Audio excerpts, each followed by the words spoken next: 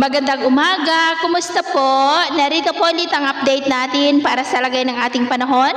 Ngayong umaga po ng September 2, 2023 na kung saan sa ngayon ay patuloy pa rin ang pag-iral at paglakas ng habagat na patuloy po na pinapalakas ng mga bagyo at LPA dyan po sa may bandang taas ng ating bansa. Si former Ligoring ay tuluyan na po na nakalayo dito sa atin. Samantala si Bagyong Hana naman ay nagbabanta na mag-stationary o magtatagal pabalik po dyan sa may southern part ng Taiwan mula Lunes hanggang Huwebes na posibleng magdulot ng maulan na panahon na minsan ay may mga pagbugso ng hangin dyan po sa may extreme northern Luzon lalo na po sa may Batanes. At ang LPA naman at si Bagyong Kirogi sa labas ng ating PAR ay hindi naman po banta sa ating bansa maliban sa patuloy nilang hinahatak ang habagat. At dahil dyan, malakas na bugso ng habagat ang ating paghandaan hanggang next week po.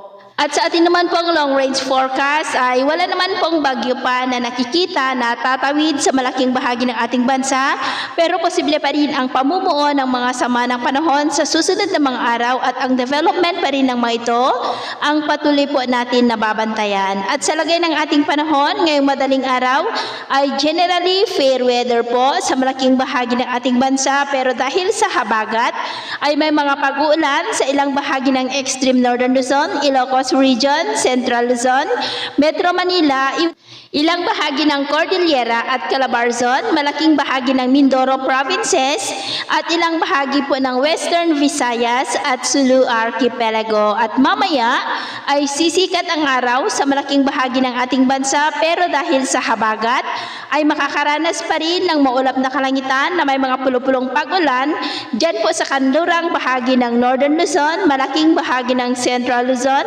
Metro Manila, ilang bahagi ng Calabarzon at Mindoro Provinces, maging sa ilang bahagi ng Western Visayas at Zamboanga del Sur. At mamayang hapon sa malaking bahagi ng Luzon ay mataas muli ang tsansa ng maulap na kalangitan na may mga pulupulong pag-ulan sa ilang bahagi ng Western Visayas, Zamboanga Peninsula at Northern Mindanao. Kaya mag-ingat po tayo dahil posible pa rin ang mga banta ng mga pagbaha at pagguho ng lupa. At sa atin namang mga baybayin, dahil po sa habagat at trough ng Bagyong si Hana ay maalon po dyan sa may extreme northern Luzon at dulot naman ng habagat ay maalon naman sa buong seaboard ng kanlurang bahagi ng Luzon na ang mga alon po ay posibleng aabot hanggang po sa 1.5 to 3 meters height. Kaya iwasan muna natin ang papalaot lalo na po dyan sa mga may kulay pula para mas makaiwas sa mga sakunang pangkaragatan. So yun po ang latest update natin sa araw na ito.